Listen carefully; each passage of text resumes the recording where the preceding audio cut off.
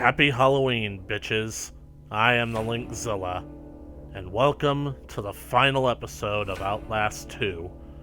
No matter what happens, I'm going to finish this game with this video.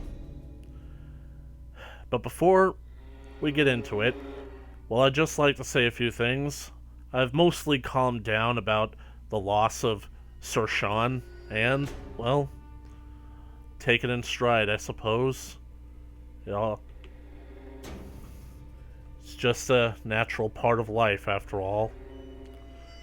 Anyways, on a much more cheery note, I would like to say that over the last month, I've actually gained 4 more subscribers, and, well, for some reason YouTube doesn't tell me the names of the people who subscribe to my channel, so for those of you who have newly subscribed to this channel, thank you so much for your support.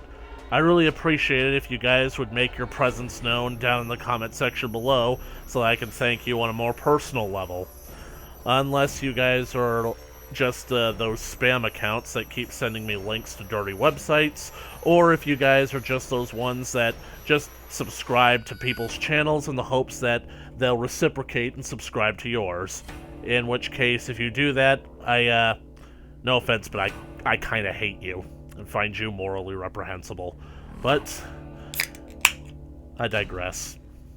So, before we begin, let's just all raise our vodka martinis, shaken, not stirred, in honor of Sir Sean.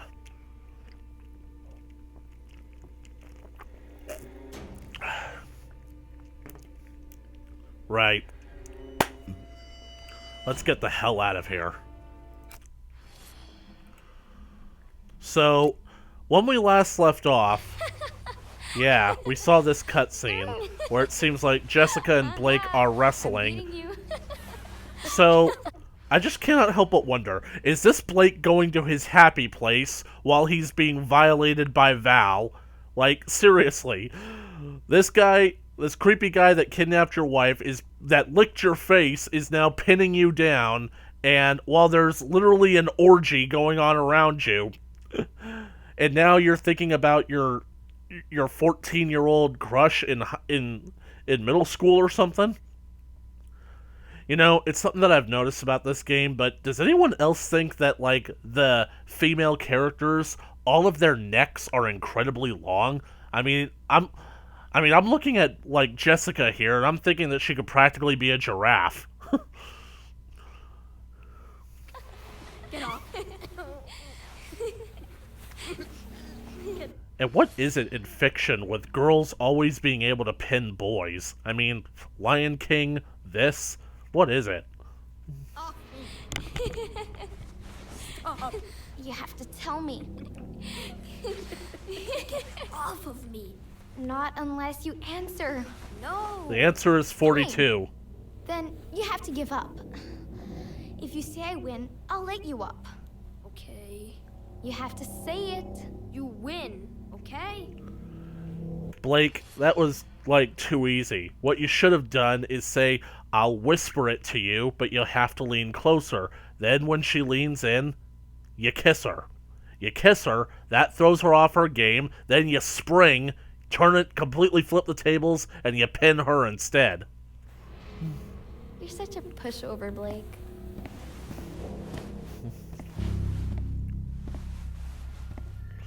Right, so I guess now we're walking. But why are we seeing this? I mean, no offense, girl, but I've already seen you with a broken neck. And then I've also seen you get eaten by this, weird handsy guy with a long-ass tongue. Ugh. I should really clean this place up. Seriously, why the heck is this place so dirty? Is it just in my... well, it's in my mind, so... I saw it. I saw the cloud. I saw that cloud distortion thing when he starts popping up.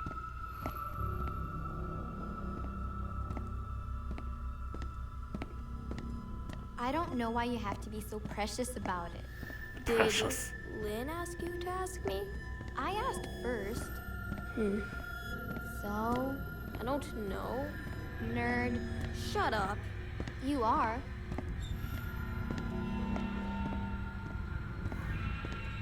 She said to ask, didn't she? Maybe. I don't know. I just wanted to know. You're a nerd, too. I know. And you're my nerd.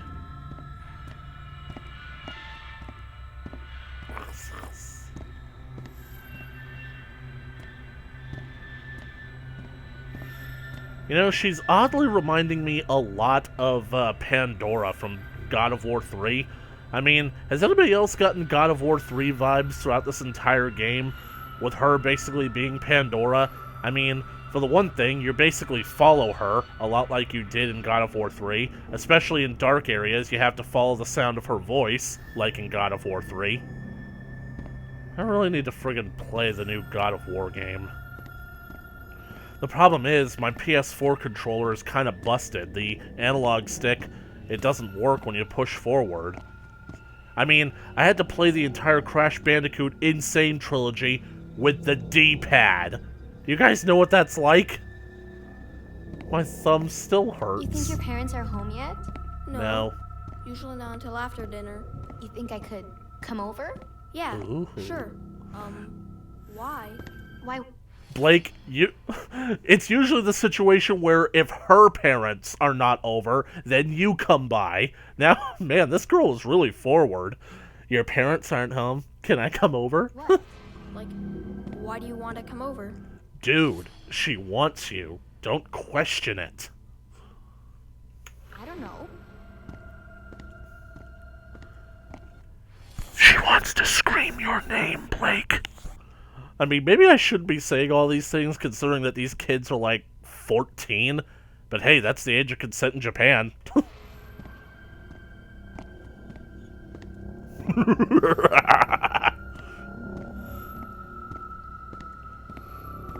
You belong with us, Jessica.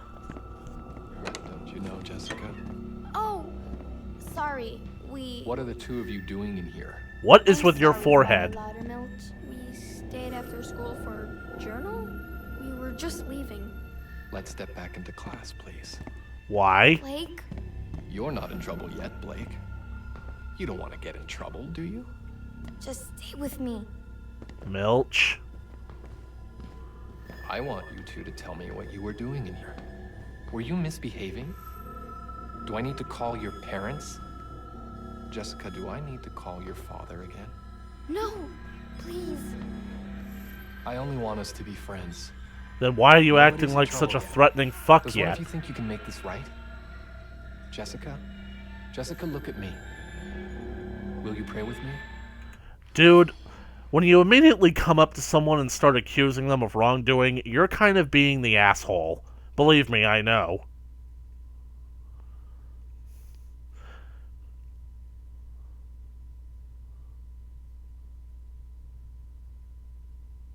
Will you help me make this right? Stop touching her. Why don't you go along home, Blake? Don't go. Did I interrupt something between you two? We were talking. We were having a polite, nice conversation, and you just had to butt in with your gigantic forehead welt. Seriously, what is that?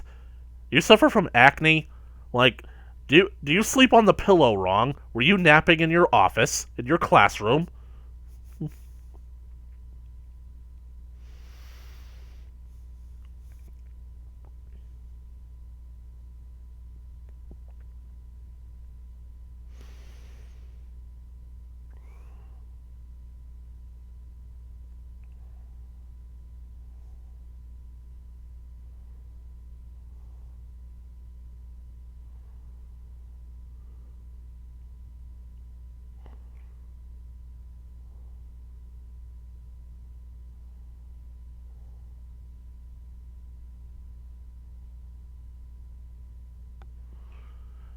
Sorry, my dad is texting me the ingredients for a double vodka martini.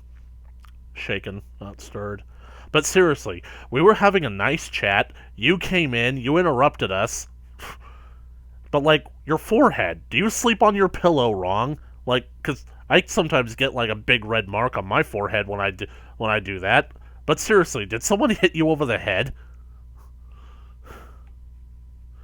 Blake, you better not leave her alone with this man. In fact, right now I'm thinking I might reach for that crucifix and strangle him with a chain. It wasn't like that. Then what did you want? She's my You wanna friend, say? ass. You know, shame is a gift from God to let you know right from wrong.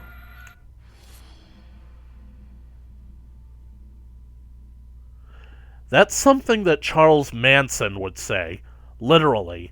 Charles Manson would basically shame and humiliate his followers so that they would basically be demoralized and wouldn't fight back. Guys, keep this in mind. Pride is not a sin. If you have no pride, then you have no shame.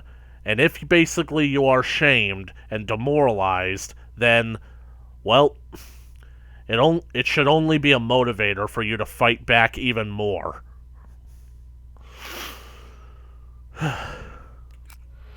And what you want is very wrong. I will stab you in Go the home eye and if you pray. get closer. Stay. I want you to stay. Blake, please. This is awkward enough. Why is... Nothing's the matter, but I need you to leave us. Well, why is it that you need me to leave you alone with her? Why is it that I can be free to go and she isn't? What exactly are you insinuating has gone wrong here, priest? You better answer quickly if you don't want that crucifix to go into one of your eyes. Don't. Everything's okay. You can... Blake, this is a public school. This is a school. It's a building. There's gotta be phones lying around.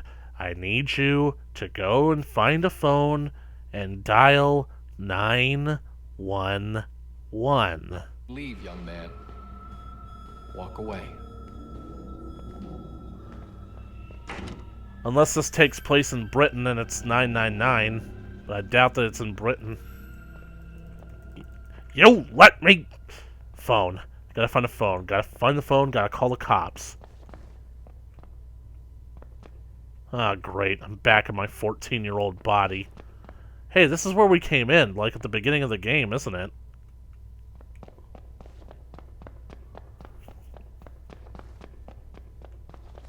I don't have my camera. Val took it. You know what's ironic about all this? Is that I have an acquaintance on Discord who's basically kind of like friend of friends that we've had. And Val, her name is Val. Oh man, this is where had to play that swoop and swap thing with that thing. Jessica!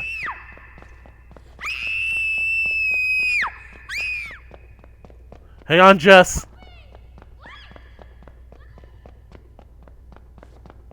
You!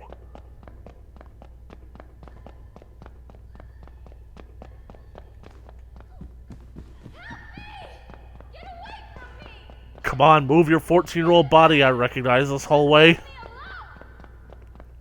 Stop!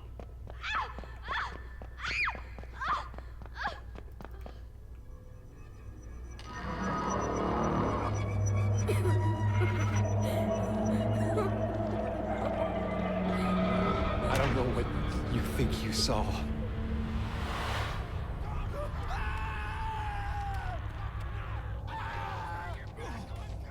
What the? Oh, great.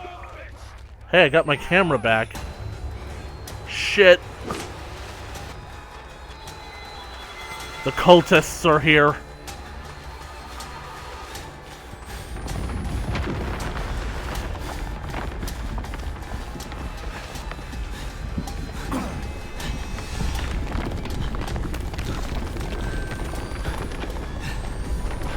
Lynn.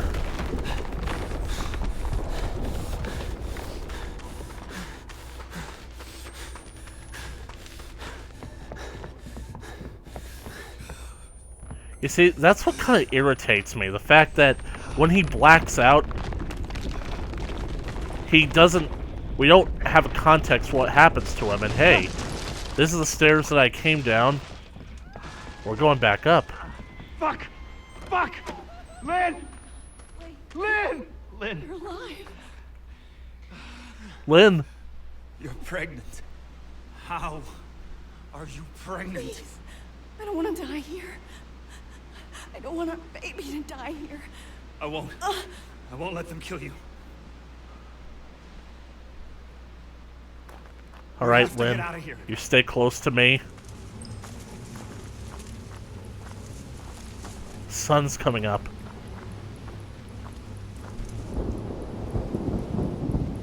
Breaking dawn.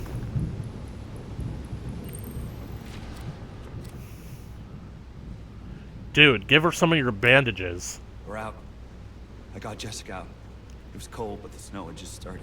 Snow? Find a grown-up and we'll tell them what happened. We'll be okay. We'll find a grown-up. It's not my fault. We'll tell them what happened. We're out. I got Jessica Cold, out. but the snow- He didn't say Lynn, he said Jessica. Oh man. This whole experience has caused him to regress. The storm. Alright, Lynn, you stay close to me. If I tell you to run and abandon me and save yourself, you do it, okay?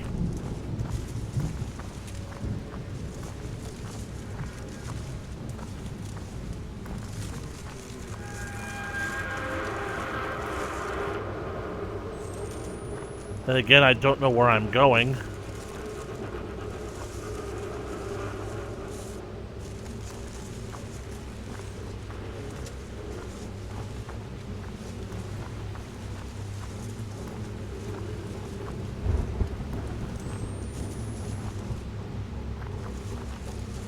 How did you get all the way up here, Lynn? How did you escape?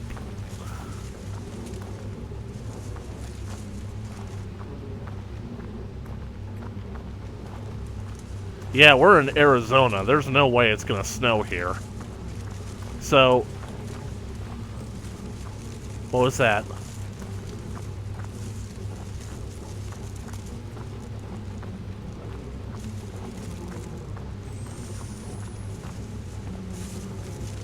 This is a dust storm.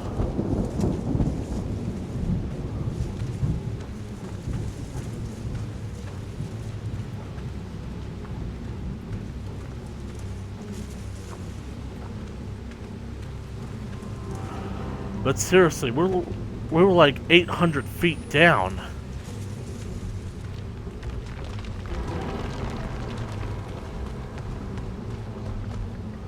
Okay, I have a feeling that's not light. Okay, it is lightning. What the fuck? We have to find shelter. As far from this place as we can get. Yeah. Oh.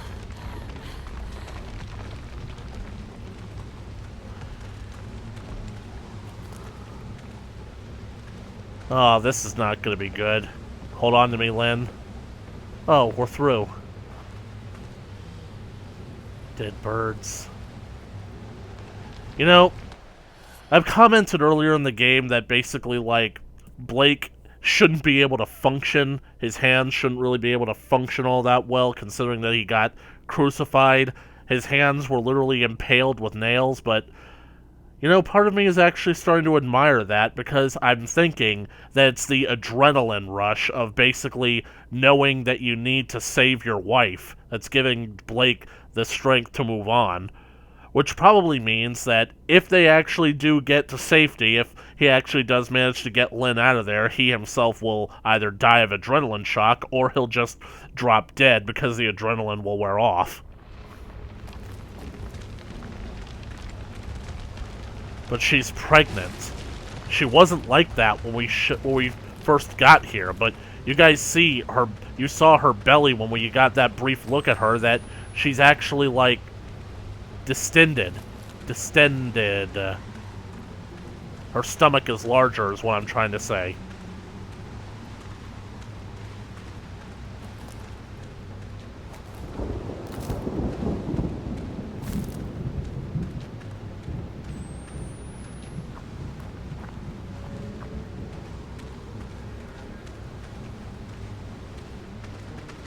Uh-oh. Down here!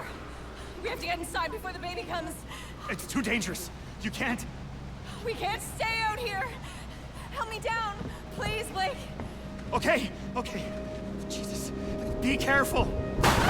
Fuck! Fuck! Oh! Lynn! You okay? I'm coming down. It hurts. I'm sorry.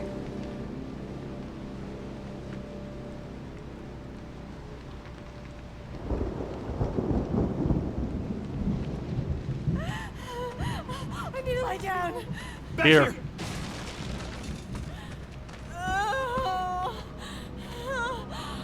Okay.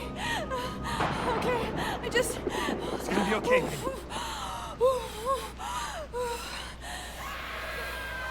Oh, shit! Come on! Come on!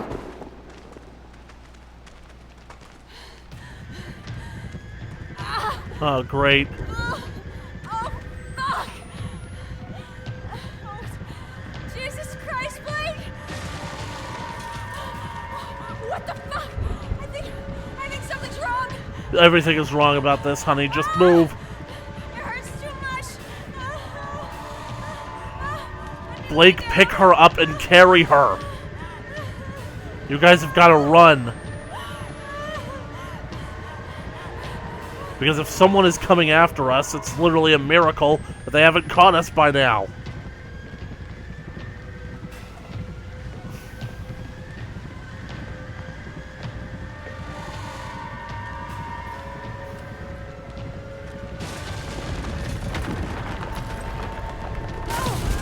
Shit! Marta! God, give me voice. God, guide You my stay away hand. from her. God, give me voice. God, guide my hand. Strike God, give me her. voice. God, guide my hand. God, give me voice. Get on your feet. God, guide my hand.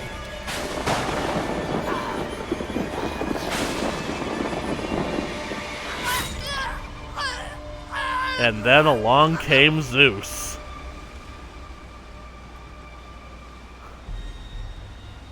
Honestly, wasn't what I was expecting. You! And fuck your god! Amen, baby. Amen. Let's move.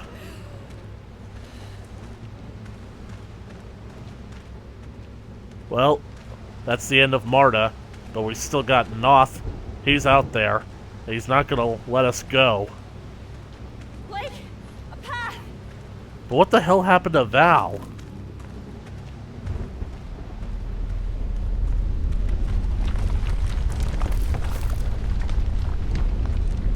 It's getting worse!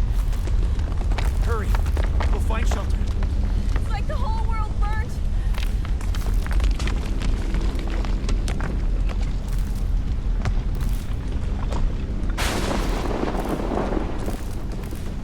Oh no.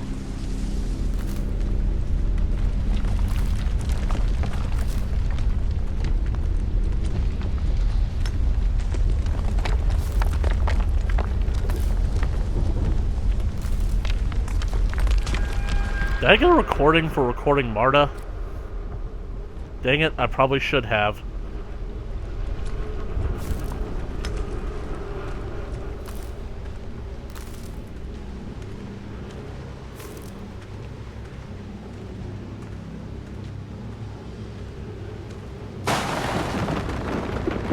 Oh!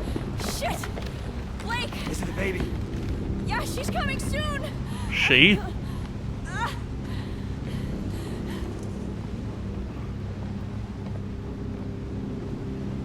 There! The chapel! We can take shelter! Of course.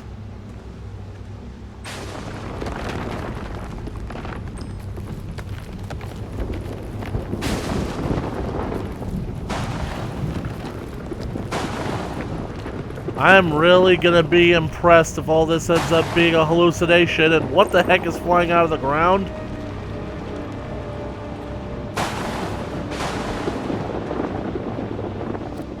The chapel. We'll be safe in the chapel. The world was on fire and the baby was coming. Impossible, child. Lynn said Jess was like her little sister. I don't know what I'm supposed to do. None of this is my fault. I have a feeling that you're gonna name the kid Jessica.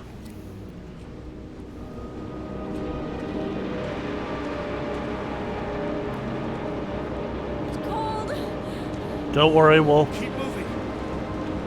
get somewhere warm soon.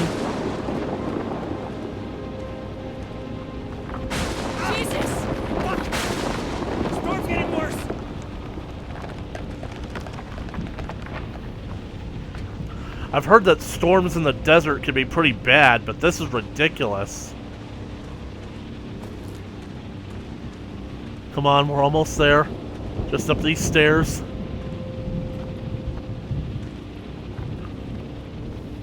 Come on, Lynn! We have to get inside! And Noth is going to be in there waiting for us.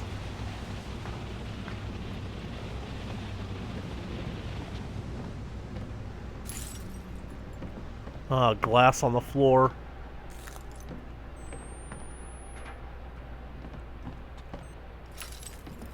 Oh no. This is where Judas... But where's Mary? Oh, shit. Shit. Oh. You need to lie down. Don't... I can't do this. You can. You can do this. Oh, God. Something's wrong. Just keep breathing.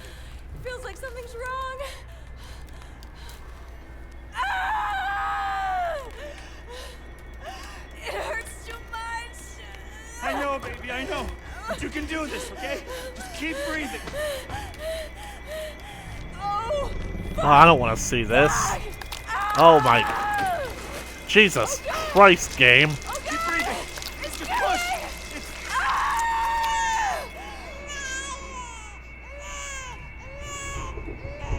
Lynn? Lynn! Lynn? there's nothing there. Oh, Jesus God. There's nothing there. Lynn? Oh, come on, game. We go through all this effort to get her back, and it's just... Lynn! No.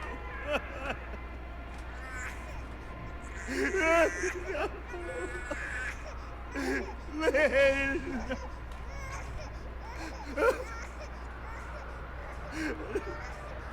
Ah, no.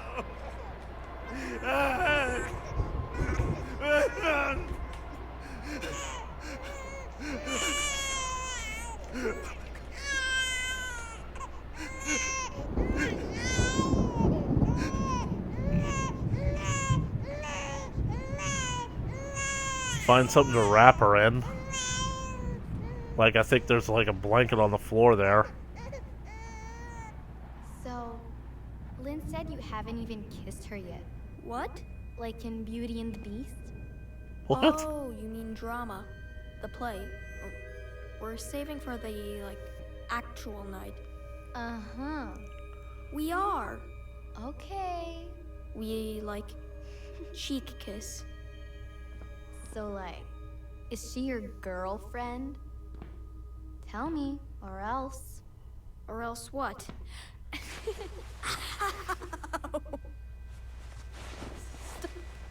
off. I got you again.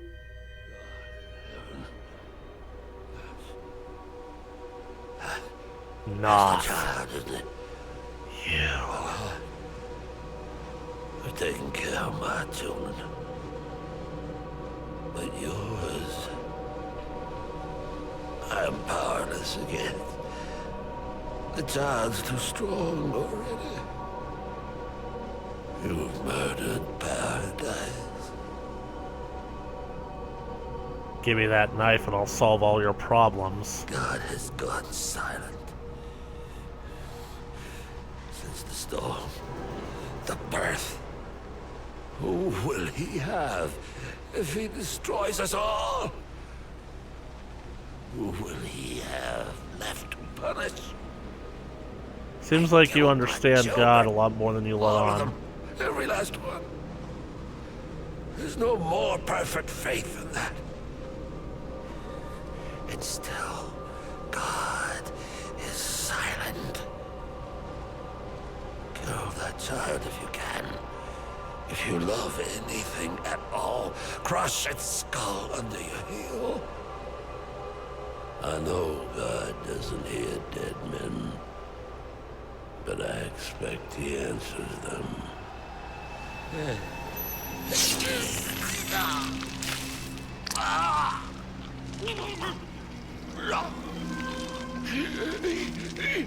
Bleeding like a stuck pig. Dang it. At least Marta's death had some symbolic justice to it, but a willing suicide? It's too good for the likes of him.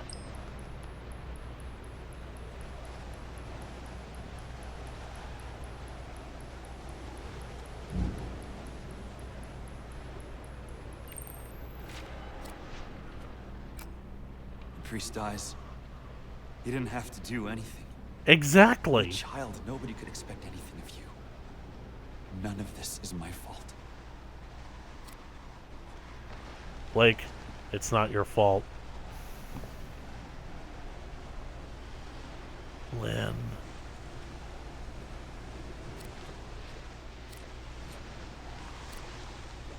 They're purposefully, like, I'm pressing tab, but it's purposefully not letting me look down.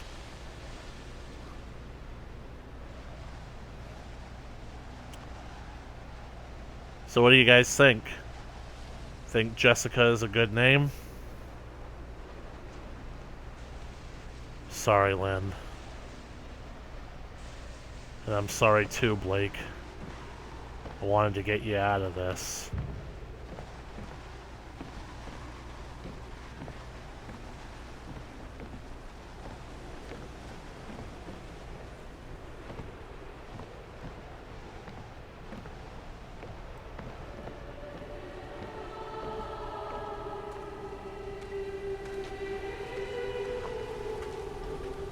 From the day we arrived on the planet and blinking, step into the sun.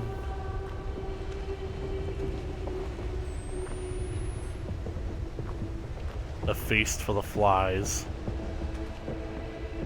There's more to see than can ever be seen. More to do than can ever be done. Well, Marta's dead, Noth is dead, Laird is dead. The only person that we didn't see die was Val, but I doubt that he's going to make a surprise sudden last appearance. However, Lynn is also dead. The sun looks incredibly red, although it doesn't seem to have been swallowed by her eyes, though I don't think that she's opened them yet. But this doesn't really feel like a happy ending, because I don't think that Blake is actually going to make it out of this. Something's going to happen. Like we're going to run into a Murph tactical squad that's going to shoot us down only moments before we're revealed to be the Wall Rider.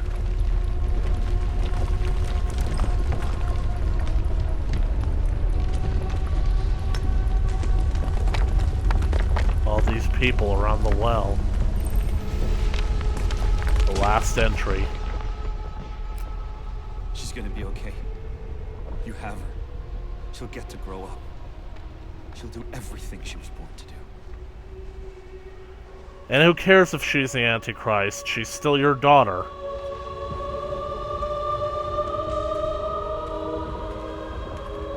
This was a church. Noth's throne.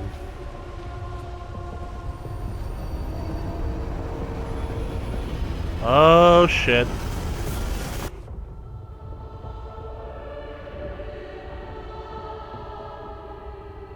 Jess?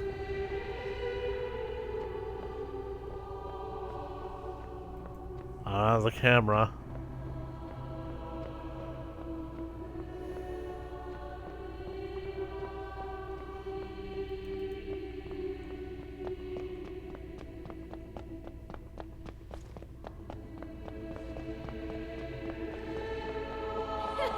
Hey, Blake.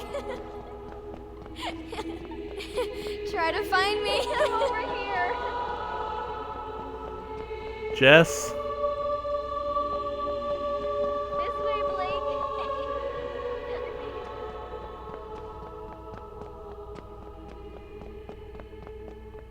Back to the cooler. Don't worry.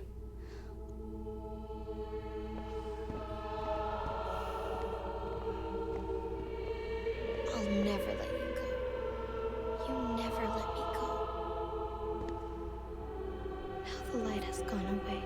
Savior, listen while I pray, begging thee to watch and keep, and send me quietly to sleep. Watchful Savior, wash away all I've been wrong today. Help me every day to be gentle, gentle, more like thee.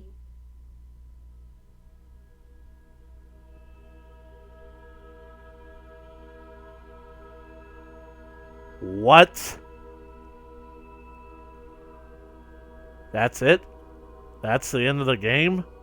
Is there gonna be something at the end of the credits?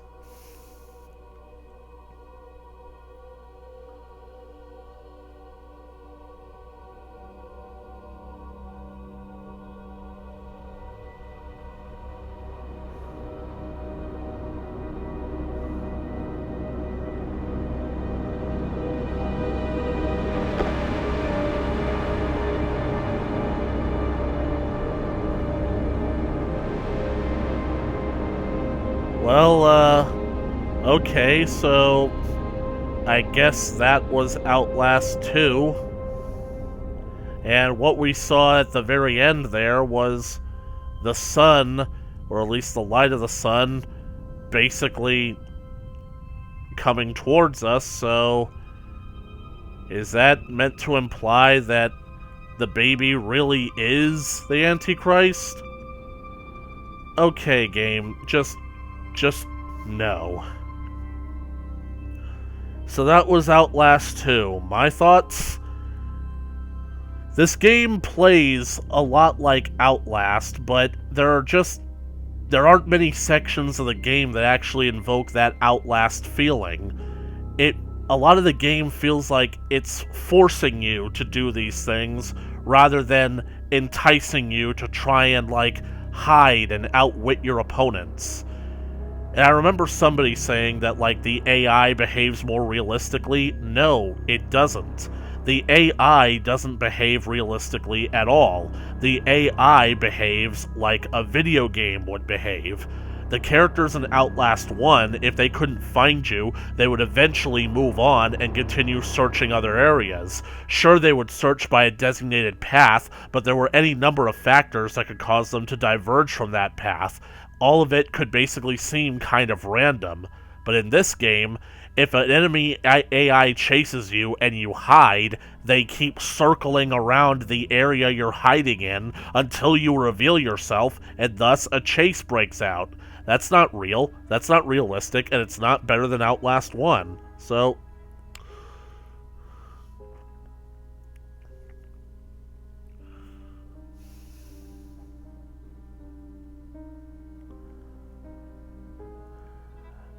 I did like playing through it.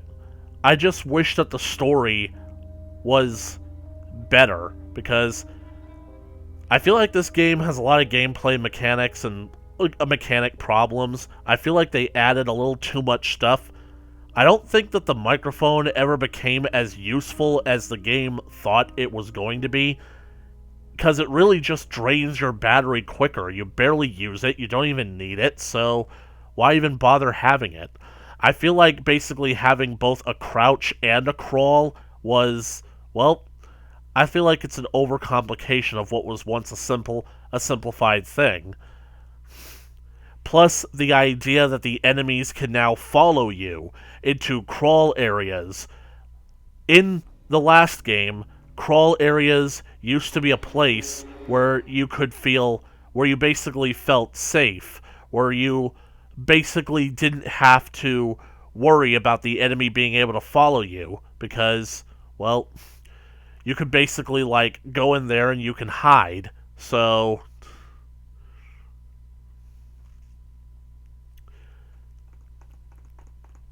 the idea that they can follow you in there ups the scary factor. It's one less place that you have to hide. And then there are so many other places where you can hide, but you always make noise when you hide in them. So sometimes I feel like the game doesn't make all that much sense. I feel like, because, take the last episode when I was trying to hide from Val in that back room with the lockers and the door was already broken down. You guys saw that I made it around the corner before Val did. I got into the locker before Val even came into the room, so why the heck was he able to correctly choose the locker that I was in? Okay, so...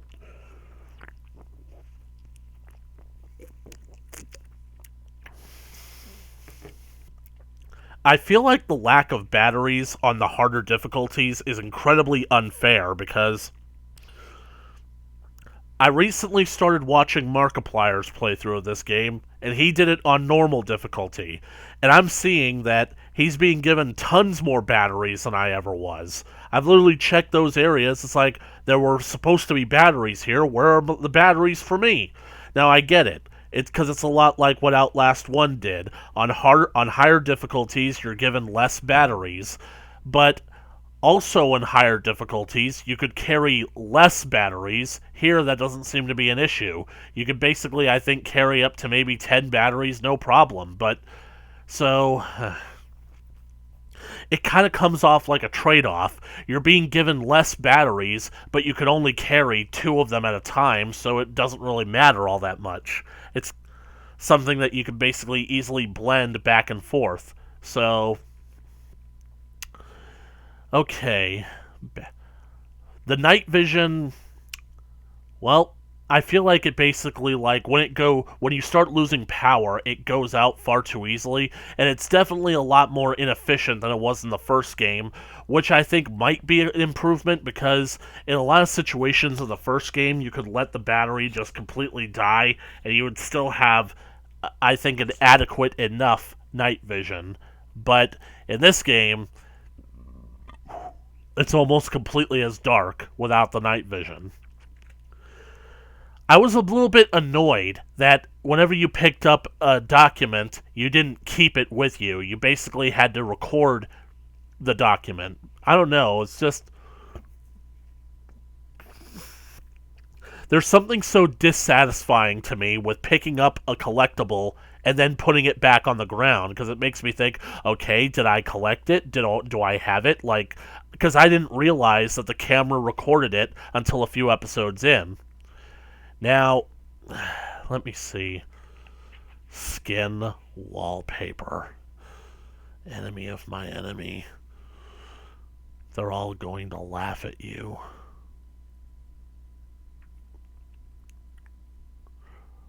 Oh, that's lovely, that is. A floater.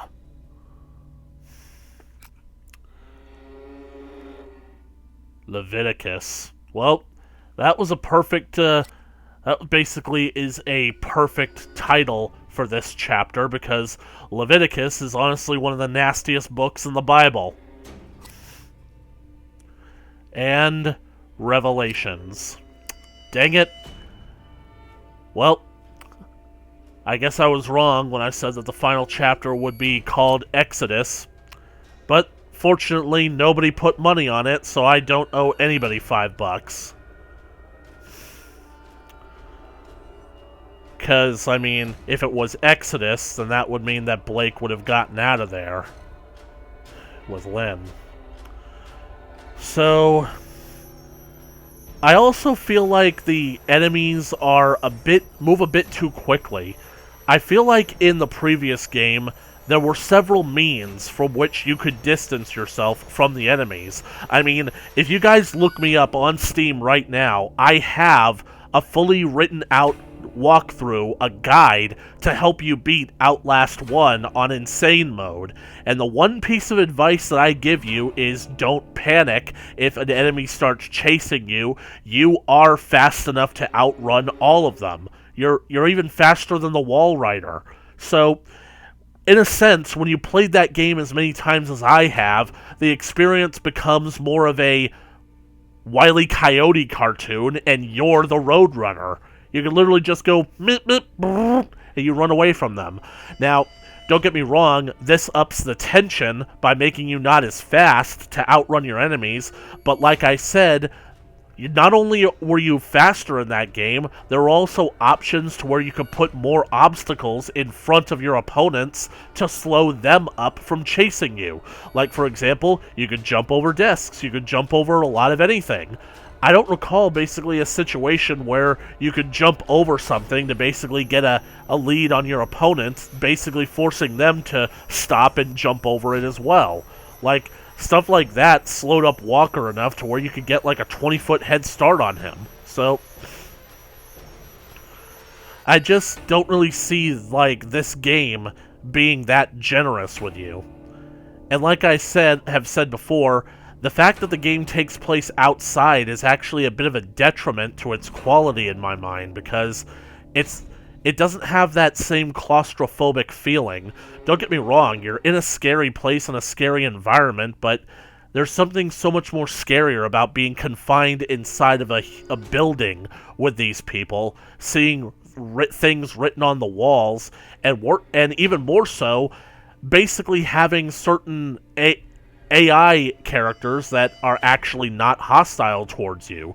Like, every now and then in Outlast 1, you would come across a group of inmates that just were minding their own business, that didn't want to hurt you. They just wanted to be left alone. Here, everyone and everything wants to kill you, except for the occasional crazy woman. But she will stab you if you get too close, so it's like, I feel like the game just sort of has too much of a hive mind going on for it. So, I think that I basically talked about the gameplay enough. Now I'm going to talk about the story, because even though I could really have seen myself getting into it, I feel like this story is largely incomplete. Which is a shame, because Outlast 1's story ended in a rather incomplete fashion, but we got Whistleblower to come in and fill in the gaps. I don't think we're going to get an explanation for any of this going on, so why do I feel like this game's story is incomplete? Well, let me just see. It really has all to do with this. Tower. A radio tower or microwave relay. Civilization, maybe. For a second I was dumb enough to think I might not die. And this. No, wait. This. The towers of metal. Basically speaking, there are towers out there that are poorly disguised as trees, and anyone who gets close to them starts experiencing the nightmarish visions that Blake has been experiencing all this time. So, what is the game trying to imply? It's trying to imply that there's no actual supernatural going on here. That all of this is a hallucination. All of this is some kind of military experiment, possibly being performed by Murkoff in order to basically generate a form of, like, psychosis through the power of suggestion. That white light that you see flashing, that's coming from this factory. It's causing visual and auditory hallucinations that are causing these people to freak out the way that they are. So, could Murkoff be behind it? Could that be the thing that ties this game together with Outlast 1? Well, unfortunately, we'll never know. How did the game think it could get away with doing this? What they establish this plot point, and nothing ever comes from it. That infuriates me so much. I was convinced that at the end of the game, we were going to, like, suddenly get grabbed by men in hazmat suits. The baby was going to be taken away from us, and we were going to wake up in some kind of padded room with scientists basically examining us, basically saying, this guy wasn't like the villagers. This guy has This guy has a name, an identity. He is a family. As far as anyone's concerned, he went down with a helicopter. Nobody's going to come looking for him here. So, let me just basically let you know how I know that this is what's going on. You guys, who here has watched the BBC Sherlock series? In Season 2, I think, or was it Season 3, they do their own version of the Hound of the Baskervilles. Basically, like, the Hound of Baskervilles is like, it's a story where I think somebody is convinced that a demon dog is going around killing people, and they adapted that to the modern setting. The way that it's done is that Sherlock and Watson go to investigate this supposed hound, and it seems that all these attacks are taking place close to a military research center, and there's this strange fog that always seems to come out right before the dog appears. So when Sherlock sees the monstrous hound, he begins trying to formulate what it could possibly be. He describes the dog to Watson as being big with glowing red eyes, its skin shimmering like some kind of ghost or something, and having incredible fangs in its jaws. So then, Sherlock tricks Watson into going into the lab, where he convinces Watson that the hound is there, and actually manages to prove his hypothesis that the hound is just a hallucination being brought on by psycho drugs. Basically, the fog is an inhalant that makes you see that is a hallucination. It makes you see basically what you would be afraid of in this situation. And the dog came out exactly the way that Sherlock described it, and that proved that it wasn't real, because that's not what Sherlock saw. He saw a different version of the dog.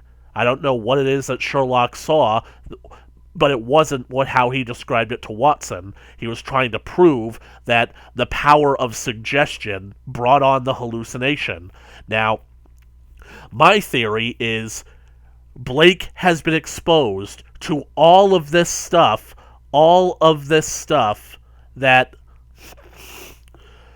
of this religious stuff that it's influencing his hallucinations.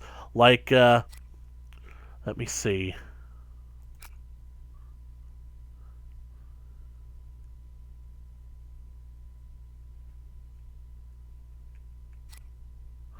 I am pretty sure that all of this is really just a hallucination, because it cannot be friggin' real. I mean, the swarm of locusts that knock Blake off the bridge, and that basically makes him the Scald Messiah.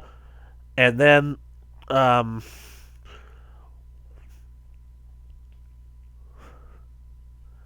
the dead bodies basically floating on the river, so compact that you could basically walk on their backs, as described basically in like one of these. And then, of course, it starts raining blood. That's not possible. So I don't think that any of this was supernatural. I think that these people are being experimented on, and they don't even know it. So I cannot help but feel like this game is just incomplete. But my question is like, it had to have basically affected Lynn as well, because when she gives birth and dies, she says there's nothing there. So is that like a hint that maybe she was kind of breaking through the illusion, the hallucination, that basically when she pushed and gave birth and nothing actually came, then maybe that's like a sign that her mind basically managed to break free before she died. So I just don't like the fact that the story basically ended just so abruptly. What happened to Val? We don't know what happened to Val. Last thing we know, Val was on top of us. I don't know.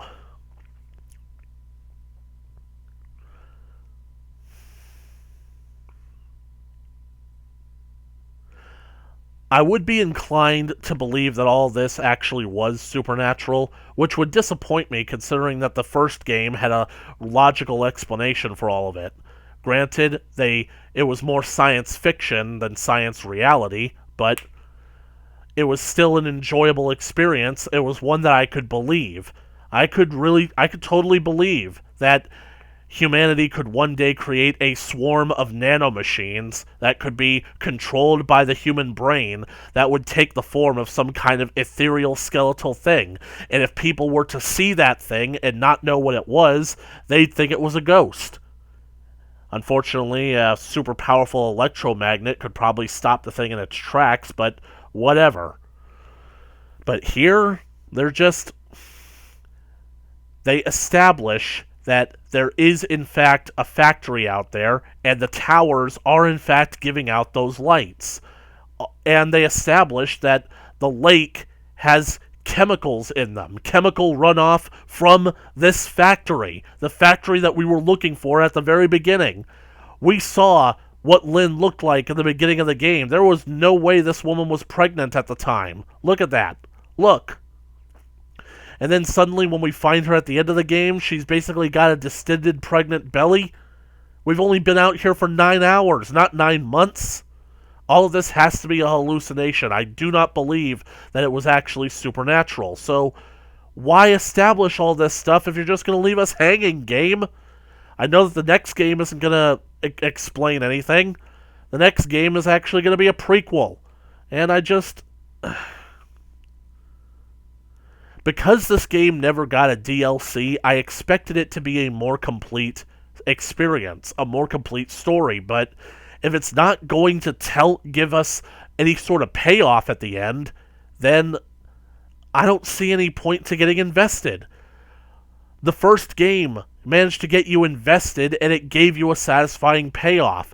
That scene at the end in the underground lab when you finally meet Dr. Rudolph Wernicke, and he explains exactly what the Walrider is. Basically, their experiments are meant to somehow generate some kind of metallic structure in the human cells of the body, using the body's own natural cellular replication as kind of like a factory to generate the Walrider. That shit right there, it all comes together. It all falls into place. So why couldn't this game have given me the answers that I wanted?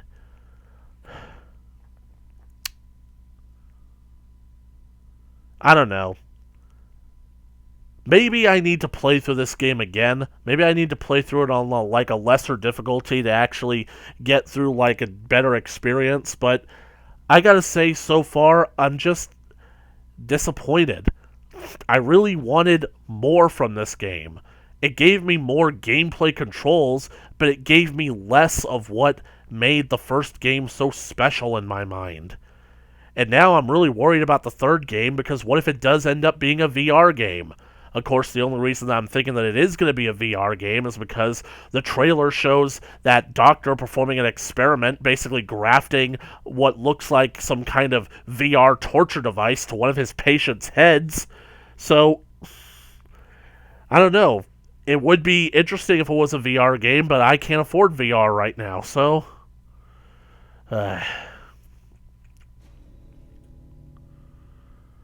Well, anyways...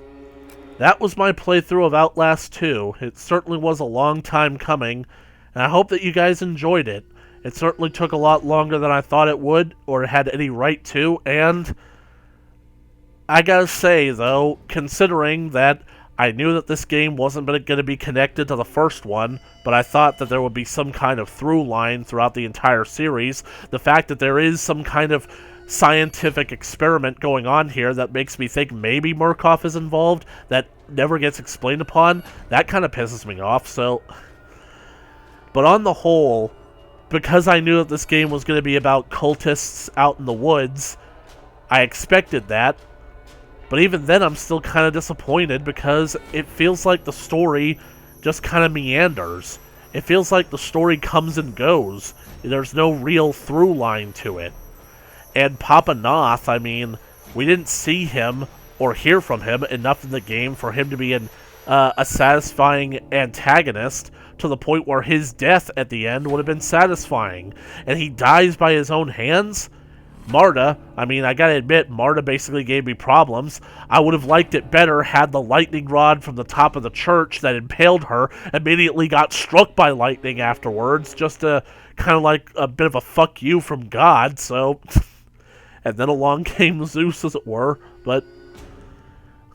And Val kidnapped the wife and probably raped her, God knows doing what other things to her, so... What happened to Val? How did you get away from Val during the whole hallucination? Do the other people hallucinate while you're hallucinating? Because I can't really fathom the idea where you're walking around while you're hallucinating and everybody is just leaving you alone at the time. How do you not get killed?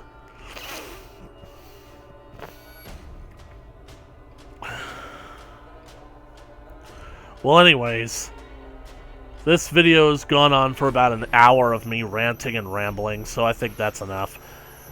Thank you guys so much for watching this playthrough of Outlast. If you liked it, please leave a comment on the comment section below. Be sure to like it and share it with your friends. If you want to keep up to date with more videos from me coming at you in the future, then smash the subscribe button and do all that good stuff. I don't exactly know when my next playthrough is going to be. I have to go about submitting my Majora's Mask videos, but I figured that this would be a bit more fun. Unfortunately, I fell behind on schedule, and now I'm basically once again behind.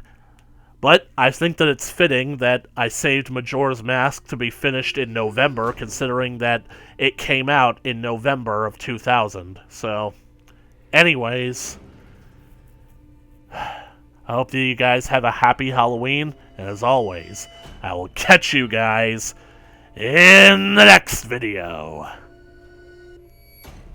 Later!